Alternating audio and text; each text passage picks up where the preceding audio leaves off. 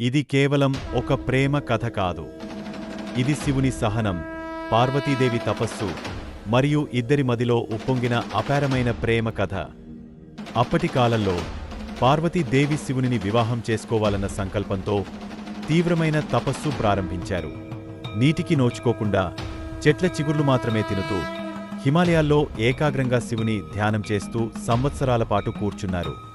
శివుడు ఆమె ప్రేమను పరీక్షించడానికి ఒక వృద్ధ రూపంలో వచ్చాడు. వృద్ధుడు అన్నాడు, "ఈ శివుడు ఎవరమ్మా? తలపై భస్మం, భుజంపై పాము, శ్మశానవాసి ఇలాంటివాడిని ఎందుకు పెళ్లి చేసుకోవాలి?"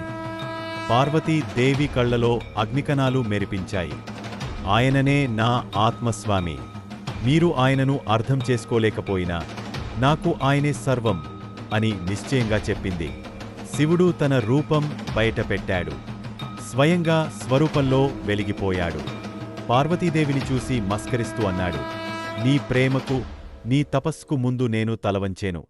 ఆ తరువాత దేవతల సాక్షిగా శివుడు పార్వతిని వివాహం చేసుకుని ప్రపంచానికి సత్యమైన ప్రేమకు అర్థాన్ని చూపించాడు.